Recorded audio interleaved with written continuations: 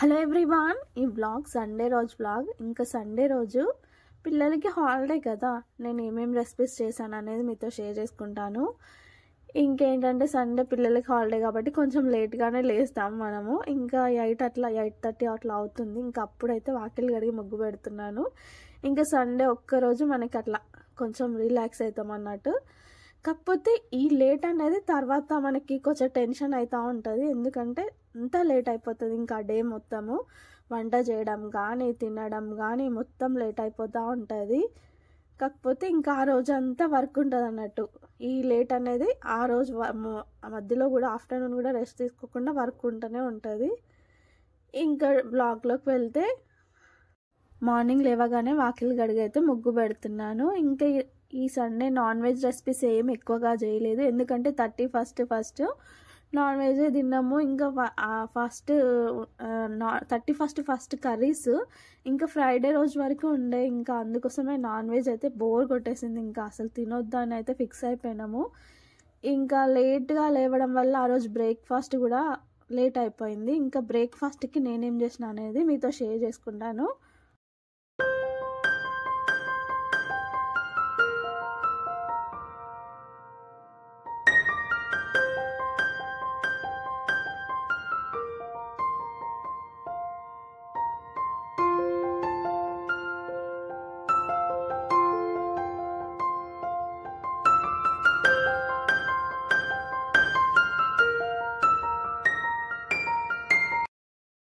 ఇంకా ఆ రోజు మేము ఏమనుకున్నామంటే ఆల్రెడీ అందరూ ఇంకా నేనంటే 8కి అట్లా లేచినా కానీ పిల్లలు మా ఆయన వాళ్ళందరూ 10-10:30 అట్లా అయింది లేవడము. ఇంకా బ్రేక్ఫాస్ట్ ఏం తింటారు, తినలేదు. అందుకోసమే బ్రేక్ఫాస్ట్కి లంచ్కి కలిపి ఒక రెసిపీ అయితే చేస్తున్నాను. అంటే ఇంకా లంచ్ తినమనుకుంటున్నాము, అన్నం అట్లా నైటే తిందాం ఇంకా అయితే అని అట్లా అనుకొని ఒక రెసిపీ అయితే చేస్తున్నాను. ఏం లేదు, కిచిడీ చేస్తున్నాను. నిజం చెప్తున్నా, చాలా అంటే చాలా బాగుంటుంది. మా ఇంట్లో అందరికీ ఫేవరెట్ రెసిపీ అన్నట్టు, చాలా ఇష్టంగా చేస్తారు. పిల్లలకు కూడా చాలా ఇష్టము. ఇంకా నేను ఎలా చేస్తాను అనేది షేర్ చేస్తాను. ఫస్ట్ ఒక బాండీ పెట్టుకొని ఆయిల్ వేసుకోవాలి. ఆయిల్ ఎక్కువగానే వేయాలండి, అప్పుడే కిచిడీ టేస్ట్ చాలా బాగుంటుంది. నేను 3 టేబుల్ స్పూన్ దాకా ఆయిల్ వేసిన. ఆయిల్ మంచిగా హీట్ అయిన తర్వాత కసూరి మెంతి వేసుకోవాలి కంపల్సరీగా. కసూరి మెంతి కొంచెం ఫ్రై అయిన తర్వాత స్పైసెస్ వేసుకోవాలి. స్పైసెస్ కూడా కంపల్సరీగా వేసుకోవాలి, అప్పుడే కిచిడీ టేస్ట్ చాలా బాగుంటుంది. స్పైసెస్ అంటే ఒక దాల్చిన చెక్క, 4 లవంగాలు, 3 యాలకులు, కొంచెం సాజీర వేసుకోవాలి. యాలకులు అయితే ఈ అన్నంలో తగులుతూ టేస్ట్ అయితే చాలా బాగుంటుంది కిచిడీది. ఇవి ఇంకా కొంచెం ఫ్రై అయిన తర్వాత ఆవాలు జీలకర్ర వేసాను. ఆవాలు జీలకర్ర అంత మస్ట్ కాదు, ఇంకా రొటీన్గా చేస్తుంటే వేసేస్తూ ఉంటుంది కదా, అట్లా వేసినాను. ఇంకా తర్వాత నానబెట్టిన శనగపప్పు. ఈ కిచిడీలో మెయిన్ ఇంగ్రీడియంట్ ఇదే, నానబెట్టిన శనగపప్పు కంపల్సరీగా వేసుకోవాలి. ఇంకా శనగపప్పు అనేది కొంచెం ఫ్రై అయిన తర్వాత మినప్పప్పు కూడా వేయాలి. తర్వాత పల్లీలు వేసేసుకొని 3 ఫ్రై అవ్వాలి. ఫస్ట్ కొంచెం మినప్పప్పు వేసి తర్వాత శనగపప్పు వేసి, శనగపప్పు పచ్చిగా ఉంటుంది కదా నానబెట్టాం కాబట్టి, కొంచెం ఫ్రై అయిన తర్వాత పల్లీలు వేసుకొని అవన్నీ ఫ్రై అయిన తర్వాత పచ్చిమిర్చి వేసుకోవాలి. ఇందులో కారానికి పచ్చిమిర్చి, స్పైసెస్, ఎండుమిర్చి 3 రకాలుగా వాడుతున్నాము. అట్లా 3 పార్ట్స్గా డివైడ్ చేసుకొని కారం అయితే వేసుకోవాలి. పచ్చిమిర్చి కొంచెం ఫ్రై అయిన తర్వాత ఆనియన్స్ వేసుకోవాలి. ఆనియన్స్ 2 వరకు తీసుకున్నాను. ఆనియన్స్ కూడా ఎక్కువగానే వేసుకోవాలి, బాగుంటుంది. ఆనియన్స్ వేసి కొంచెం ఫ్రై అయిన తర్వాత ఇంకా క్యారెట్ వేస్తున్నాను. ఇక్కడ మీరు క్యారెట్ వేయచ్చు, ఆలు వేయచ్చు, బీన్స్ వేయచ్చు, ఏదైనా వేయచ్చు. నేనైతే నా దగ్గర క్యారెట్ ఉంది కాబట్టి క్యారెట్ వేస్తున్నా. ఆలు వేసినా కూడా చాలా బాగుంటుంది. క్యారెట్, ఆలు ఈ రెండిట్లలో ఇంకా ఎక్కువ బాగుంటుంది అన్నట్టు టేస్ట్. ఇంకా క్యారెట్ వేసి, క్యారెట్ అనేది కొంచెం ఫ్రై అయిన తర్వాత ఇంకా పసుపు వేసుకోవాలి. పసుపు కంపల్సరీ కిచిడీలో ఎల్లో కలర్ ఉంటుంది అన్నట్టు అన్నము, అందుకోసమే పసుపు వేయాలి. తర్వాత ఎండుమిర్చి వేసుకొని ఇవన్నీ బాగా ఫ్రై చేసుకోవాలి.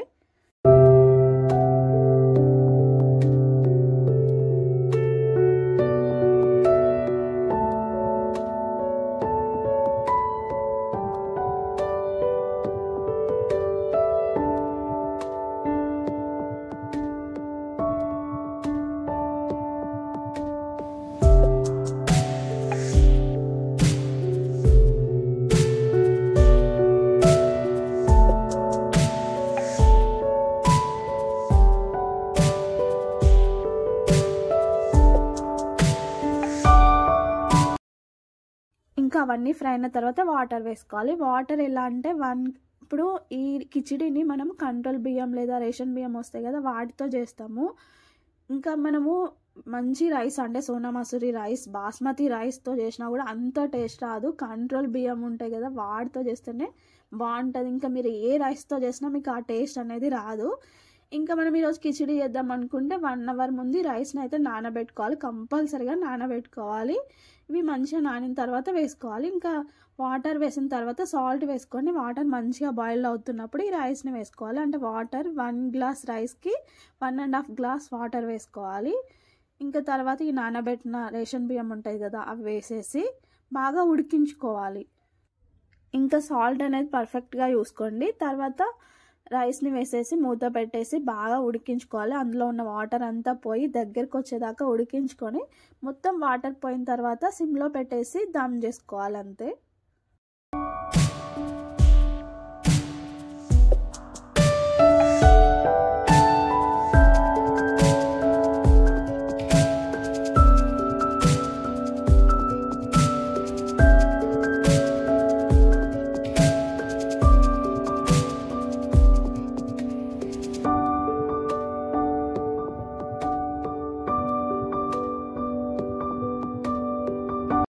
ఇట్లా వాటర్ అంతా పోయిన తర్వాత ఇంకా మూత పెట్టేసి దమ్ చేయాలి. ఒక 5 to 10 minutes లోపే కిచిడి అనేది రెడీ అయిపోతుంది.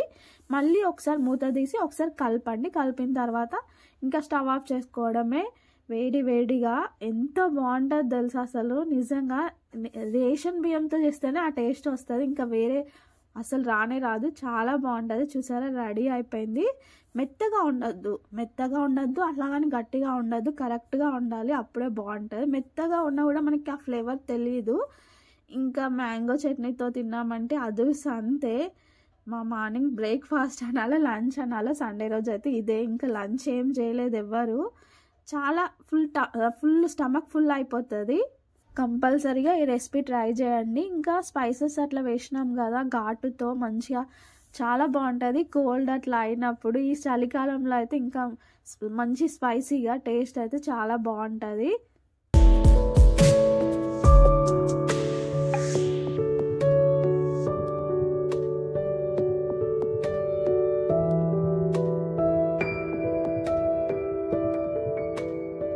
ఇంక ఇది ఆఫ్టర్నూన్ గీ అయితే ప్రిపేర్ చేస్తున్నాను. ఇంట్లో అయిపోయింది, ఇంకా ఒక్క బాక్స్ నిండింది కానీ ఇంట్లో లేదని అయితే చేస్తున్నాను.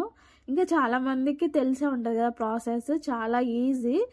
మనము అంతా మిగడంతా కలెక్ట్ చేస్తాం కదా పాల మీది, ఆ మిగడని మిక్సీలో వేసేసి కొన్ని వాటర్ వేసేసి ఇట్లా వెన్న అనేది పైకి వచ్చేదాకా మిక్సీ పట్టుకోవాలి. తర్వాత దాన్ని ఒక క్లాత్లో వేసేసి మొత్తం ఉన్న వాటర్ అంతా వంపేసేయాలి. తర్వాత మళ్ళీ ఒకసారి 2-3 times నార్మల్ వాటర్తో కడిగేసి అందులో ఉన్న వాటర్ అంతా వంపేసి స్టవ్ మీద పెట్టినామంటే within 10 minutesలో గీ అనేది ప్రిపేర్ అయిపోతుంది. చాలా అంటే చాలా ఈజీ ప్రాసెస్. ఇంకా ఏంటంటే ఒక టిప్ అనేది మీతో షేర్ చేస్తాను. పాల మీద మీగడ అనేది గడ్డలాగా ఎక్కువ క్వాంటిటీలో రావాలంటే పాలని స్టవ్ మీద పెట్టి వెయిట్ చేసి స్టవ్ ఆఫ్ చేసి ఒక 5 minutes ఉంచేసి ఇంకా ఫ్రిడ్జ్లో ఒక మందమైన ప్లేట్ పెట్టేసి దాని మీద ఆ వేడి పాలని అట్లనే తీసుకొచ్చి పెట్టండి. అప్పుడు ఖచ్చితంగా మంచిగా మీకు మీగడ అనేది గడ్డలాగా ఎక్కువ క్వాంటిటీలో వస్తుంది. నేనైతే ఈ టిప్పే యూజ్ చేస్తాను, ఎందుకంటే మా పాలు చాలా పల్చగా పోస్తారు అన్నట్టు.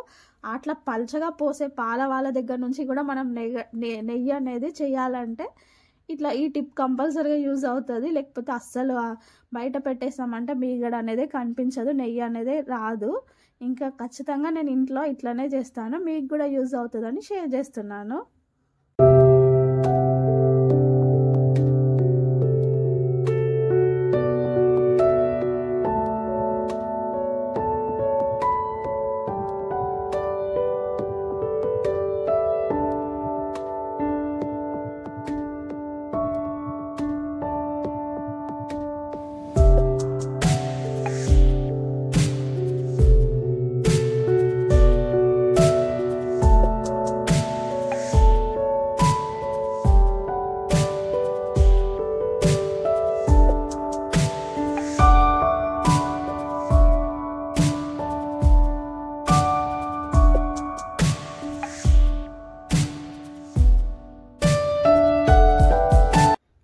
సండే కాబట్టి పిల్లలందరూ ఆడుకుంటున్నారు మంచిగా.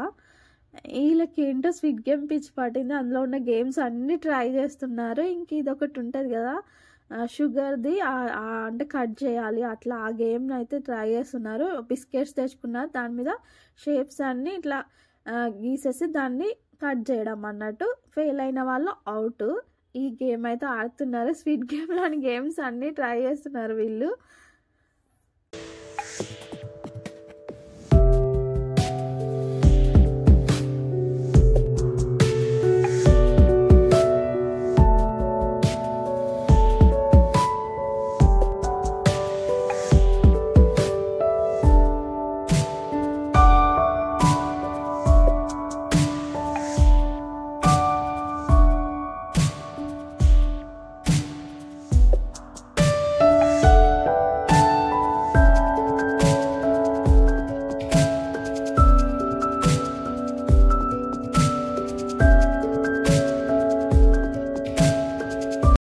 ఇది నైట్ ఎగ్ బిర్యానీ అయితే చేస్తున్నాను. అదేంటి నాన్ వెజ్ దీన్ని బోర్ కొట్టింది, ఇంకా నాన్ వెజ్ రెసిపీస్ లేవన్నా అనుకుంటున్నారా? అంటే ఇంకా ఎగ్ అంటే నార్మల్, ఇంకా అది పెద్ద నాన్ వెజ్ లాగా అనిపించదు ఎందుకో. మళ్ళీ నాన్ వెజ్ అంటారా, ఒక 2 days అట్లా అనుకుంటాము, ఇంకా 3rd day మాత్రం కంపల్సరీగా ఎగ్ అయినా ఉండాల్సిందే. అట్లా 1 day 2 days మాత్రమే నాన్ వెజ్ బోర్ కొట్టింది అట్లా అనుకుంటాం అన్నమాట. ఇంకా సండే కాబట్టి ఏదో ఒక స్పెషల్ అయితే ఉండాలి, పిల్లలు ఇంట్లో ఉంటారు కాబట్టి. అందుకోసం అయితే నా ఎగ్ బిర్యానీ అయితే చేస్తున్నాను. ఇంకెట్లా చేస్తాను అనేది షేర్ చేస్తాను. ఫస్ట్ అయితే రైస్ని కడిగేసి నానబెట్టేసుకోవాలి. తర్వాత ఒక పెద్ద గిన్నెలో వాటర్ తీసుకొని అందులో సాల్ట్, పుదీనా, కొత్తిమీర, స్పైసెస్, బిర్యానీ ఆకు, గీ వేసేసి మంచిగా వాటర్ని బాయిల్ చేయాలి. మంచిగా వాటర్ మరుగుతున్నప్పుడు నానబెట్టిన రైస్ని వేసేసి ఒక 70% ఉడికించుకోవాలి.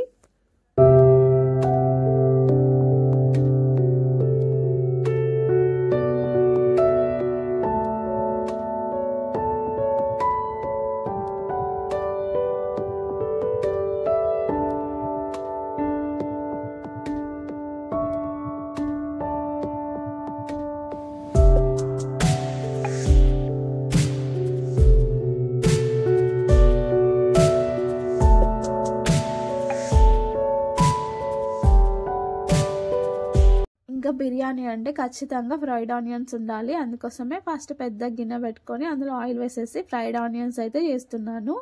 ఇంక ఇవి గోల్డ్ కలర్లోకి వచ్చిన తర్వాత పక్కకు తీసేసుకోవడమే.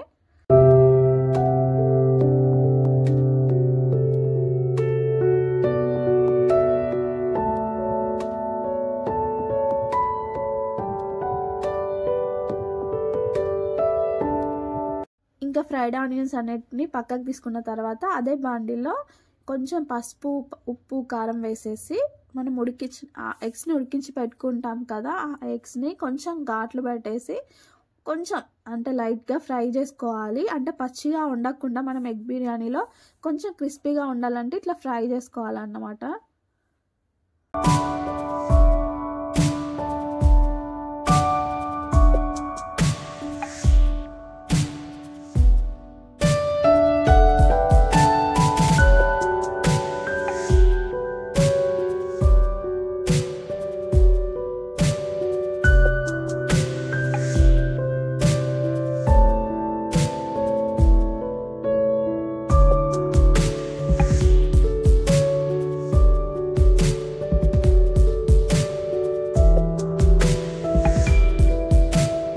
ఎగ్స్ అనేటివి మంచిగా ఫ్రై అయిన తర్వాత పక్కకు తీసేసి ఇంకా అదే ఆయిల్లో కొన్ని స్పైసెస్ వేసి అవి ఫ్రై అయిన తర్వాత పచ్చిమిర్చి వేసుకోవాలి కట్ చేసినవి. ఒక 5-6 వేసిన అవి కొంచెం ఫ్రై అయిన తర్వాత టమాటో ప్యూరీ వేసుకోవాలి. 2 టమాటోస్ని ప్యూరీ చేసుకున్న ఆ ప్యూరీ వేసుకొని ఫ్రై చేసుకోవాలి బాగా.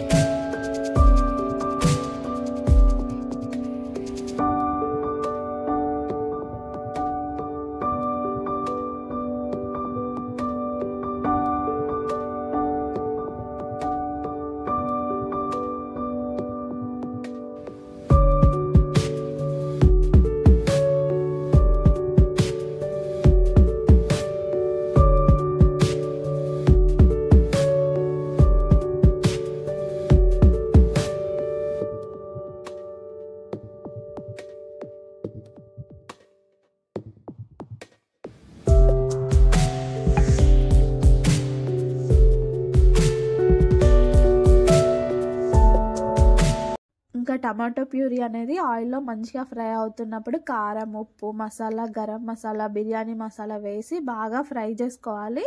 ఇవన్నీ బాగా ఫ్రై అయిన తర్వాత ఒక 3 టేబుల్ స్పూన్ దాకా కర్డ్ వేసుకోవాలి.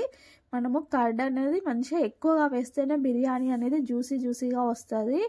అంటే ఎండిపోయినట్టుగా పొడి పొడిగా కాకుండా మంచిగా జ్యూసీ రావాలంటే కర్డ్ మసాలాలు అనేటివి ఎక్కువగా వేసుకోవాలి. అప్పుడు మంచిగా వస్తుంది అన్నమాట.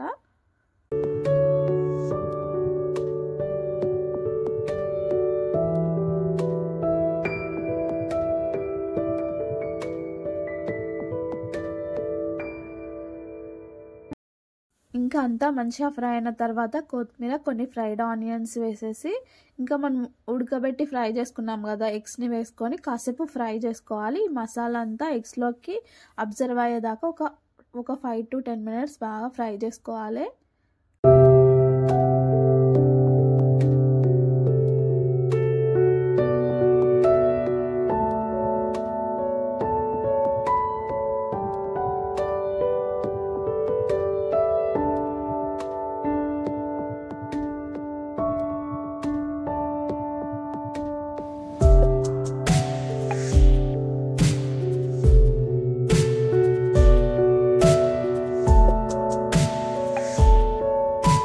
ఇంకా ఎగ్స్ బాగా ఫ్రై అయిన తర్వాత ఒక ప్లేట్లోకి తీసుకోండి. అదేంటి ఎగ్ బిర్యానీ అంటున్నారు, ఎగ్స్ అని పక్కకి తీసేస్తున్నారు అనుకోకండి.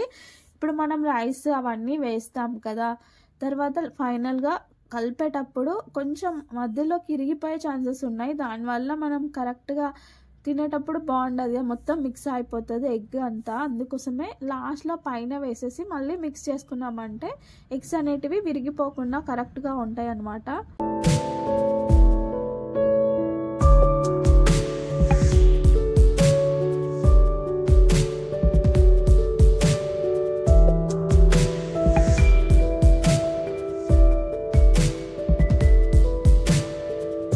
ఇంకేంటంటే స్టార్టింగ్లోనే మనం వాటర్ పెట్టాం కదా, ఆ వాటర్ మంచిగా బాయిల్ అయిన తర్వాత రైస్ వేసాను. ఇంకా రైస్ అనేది 70% ఉడికిపోయిన తర్వాత ఇందులో వేయాలి. ఇందులో పైన ఒక లేయర్ లాగా వేయాలి, మొత్తం ఈవెన్గా స్ప్రెడ్ అయ్యేటట్టు వేసేసి ఇంకా ఫైనల్గా దానిపైన మనం ఫ్రై చేసుకున్న ఎగ్స్, ఫ్రైడ్ ఆనియన్స్, పుదీనా, కొత్తిమీర, ఇంకా మసాలా, గీ, ఇంకా ఫుడ్ కలర్ కూడా వేసుకోవచ్చు. నేనైతే వేయలేదు, మన ఇష్టం. వేయకపోయినా బాగుంటుంది. ఇంకా కలర్ఫుల్గా కావాలంటే ఫుడ్ కలర్ వేసుకోండి. ఇంకా అట్లా అన్నీ వేసేసి మూత పెట్టేసి దానిపైన ఒక బరువు పెట్టేసి ఒక 10 minutes దమ్ చేయాలి. తర్వాత స్టవ్ ఆఫ్ చేసి ఒక 5 minutes అట్లా ఉంచాలి. అప్పుడు మనకి పర్ఫెక్ట్గా ఎగ్ బిర్యానీ అనేది రెడీ అయిపోతుంది.